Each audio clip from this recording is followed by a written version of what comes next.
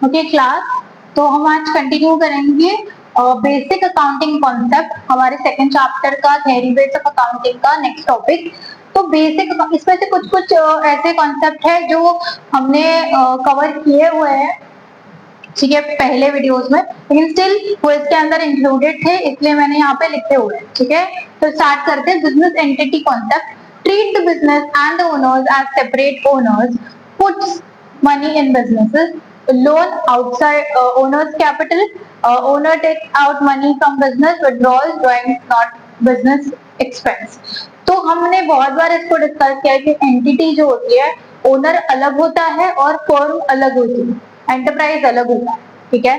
तो for example अगर कोई ओनर कैपिटल इन्वेस्ट करता है, ठीक है, बिजनेस में कुछ इन्वेस्ट करता है, तो वो हम एज ए लोन मानते हैं। क्यों? क्योंकि वो एक अलग इंसान है, फर्म अलग है और वो इंसान अलग है। तो अगर अलग इंसान फर्म में इन्वेस्ट करेगा तो उसके लिए लोन ही होगा, ठीक है। अगर वो अलग इंसान उसको पैसे दे रहा है काम करने के लिए तो उसके लिए लोन हो गया। तो जब भी ओनर कैपिटल होता है, कैपिटल जब पर्टिकुलर जो भी ओनर है वो बिजनेस में लाता है तो हम उसको एज ए लोन ट्रीट करते हैं। इसलिए आप देखोगे आगे भी कि हम कैपिटल है वो लायबिलिटी साइड में लिखते हैं, ठीक है। फिर owner takes out money from business, उसको बोलेंगे विड्रॉल, ठीक है। तो ओनर जो है वो बहुत बार मैंने ये भी डिस्कस किया था ड्राइंग का कॉन्सेप्ट, कि बहुत बार क्या होता है कि वो पैसे निकाल के लेके जाता है बिजनेस में से, ठीक है। फॉर एग्जांपल ये मेरा बिजनेस है, यहाँ पे मैं समझो लैपटॉप यूज करती होंगी, बोर्ड यूज करती हूँ, ठीक है, मेरे कुछ बुक्स मेंटेन किया हुआ है वो यूज करती हूँ, या फिर जो भी मुझे यहाँ पे रेवेन्यू आ रहा है, जो भी पैसे आ रहा है, ठीक है, तो वो सब कुछ मेरे बिजनेस का पार्ट है, मेरे बिजनेस के लिए असेट्स है।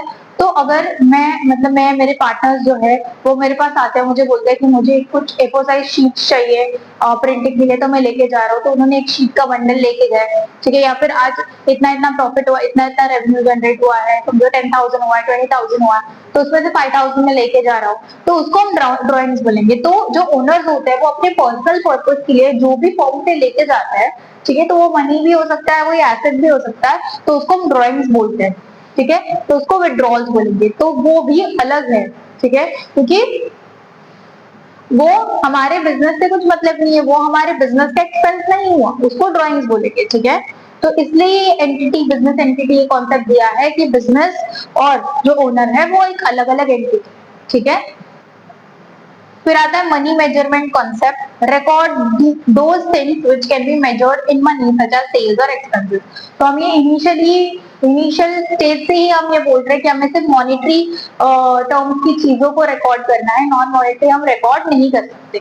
तो यही लिखा है कि जो मनी मेजरमेंट मतलब जो बेसिकली मनी रिलेटेड एक्टिविटीज है, इकोनॉमिक एक्टिविटीज है, उसको ही हम लोग लिखेंगे, उसको ही हम लोग पर्टिकुलर अकाउंट्स में दिखाएंगे, नॉन मॉनेटरी एक्टिविटीज को हम नहीं दिखाएंगे।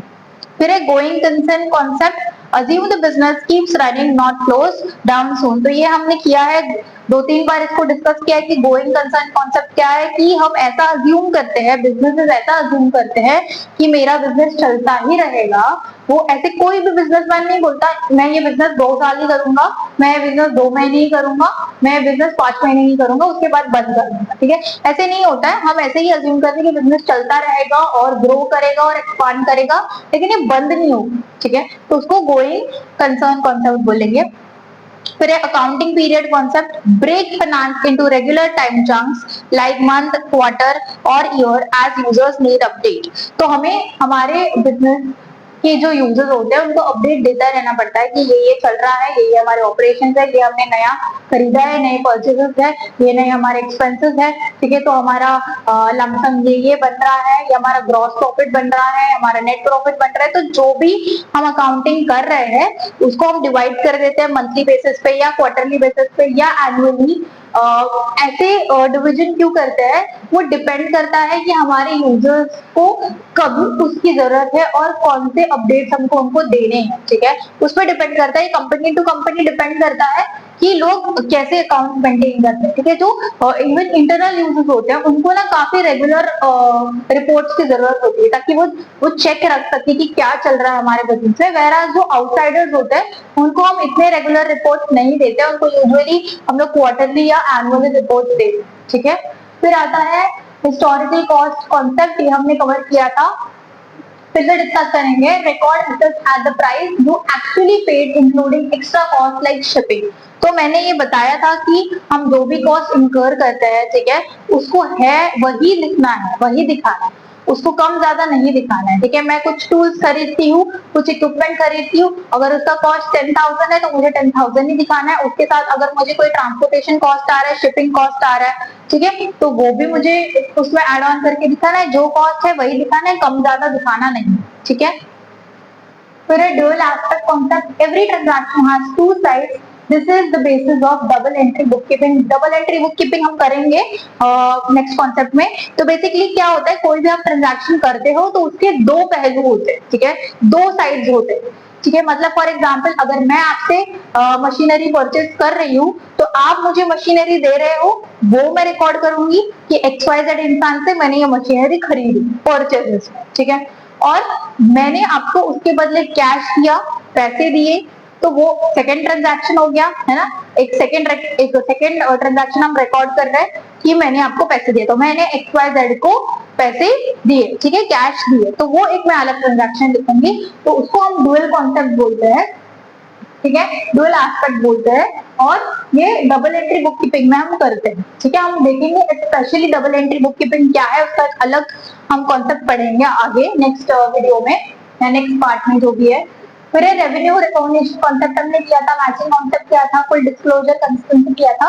एक बार फिर से गो थ्रू कर लेते हैं कि रेवेन्यू रिकॉग्निशन क्या है, only record revenue earned not when cash come in. तो मैंने ये बताया था कि जब रेवेन्यू हमें मिल रहा है उसी टाइम का हमें रिकॉर्ड करना है, ठीक है। फॉर एग्जाम्पल अभी जुलाई चल रहा है, समझो जुलाई में हम लोगों ने कुछ सेल्स किए और हमारे जो कस्टमर्स है वो रेगुलर कस्टमर्स है, इसलिए उन्होंने बोला कि मैं नेक्स्ट मंथ पे करूंगी, तो कैश मुझे नेक्स्ट मंथ आने वाली है, ठीक है, पैसे मुझे नेक्स्ट मंथ आने वाले, लेकिन मैं वो ट्रांजैक्शन कब का लिखूंगी, जुलाई का ही, ठीक है।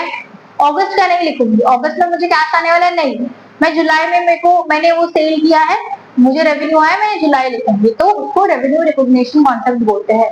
फिर matching concept, match expenses with the income they create in the same period, ठीक है। इसका भी सेम एग्जांपल है कि अगर मैं जुलाई में कुछ सेल करती हूँ, ठीक है, और उसका जो भी है मुझे पैसा अगर बाद में आता है, जो भी आता है, तो मुझे उसको जुलाई में ही रिकॉर्ड करना है, और हमारा जो रेवेन्यू है और हमारा एक्सपेंस है वो रिलेटेड होना चाहिए, ये मैंने बताया था, ठीक है, कि जो भी हम एक्सपेंसेस कर रहे हैं उसकी वजह से ही हम रेवेन्यू जनरेट कर रहे हैं, तो वो एक साथ रिलेटेबल होना चाहिए। फिर आता है full disclosure concept, share all information either in main statements or footnotes so user aren't misled।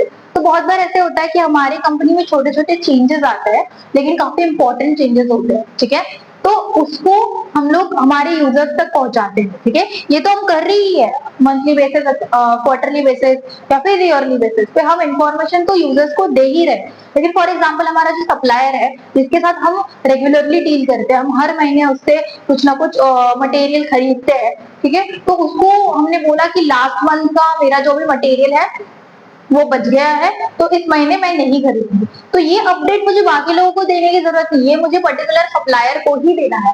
तो जो भी अपडेट मैं दे रही हूँ वो मैं रेगुलर अपडेट दे पाऊँ, जब मुझे जरूरत हो उस टाइम पे मैं वो अपडेट दे पाऊँ, वो लिखा है यहाँ पे, तो वो डिस्क्लोज मुझे करना जरूरी है ताकि मिसलीड ना हो पाए, ठीक है। नहीं तो फिर अगर मैं अपडेट ही नहीं करूंगी उसको तो उसको क्या लगेगा, ये ऑर्गेनाइजेशन मुझसे अभी ये चीज खरीद ही नहीं रहा है, तो कुछ तो इश्यू हो रहा है, ठीक है, तो कुछ तो हमें क्या बोलते हैं, हमारे रिलेशनशिप में कुछ इश्यू हो रहा है, हमारे रिलेशनशिप में कुछ इफेक्ट आ गया, ठीक है, कोई दिक्कत आ गई है, तो इसलिए पर्टिकुलर यूजर को पर्टिकुलर इंफॉर्मेशन देना उसी टाइम पीरियड में, उसी टाइम फ्रेम में काफी इंपॉर्टेंट है, तो वो भी फुल डिस्क्लोजर में आएगा, ठीक है। फिर आता है consistency concept, use the same method so results can be compare. तो ये भी हमने बहुत बार किया है कि हम सेम मेथड यूज करते हैं ताकि हम जो भी कंपेयर कर रहे हैं हमारे खुद के कंपनी के साथ कर रहे हैं पिछले साल, उसके पिछले साल से, ठीक है, या फिर हम दूसरे कंपेटिटर्स की कंपनी के साथ कर रहे हैं, तो वो सेम होना चाहिए क्योंकि सारे सेम मेथड यूज करें, ठीक है, तो वो कंसिस्टेंसी में आ जाएगा। और तीन और हमारे बेसिक अकाउंटिंग कॉन्सेप्ट्स है, तो ये पहले आप नोट डाउन कर लो फिर वो कंटिन्यू करते हैं।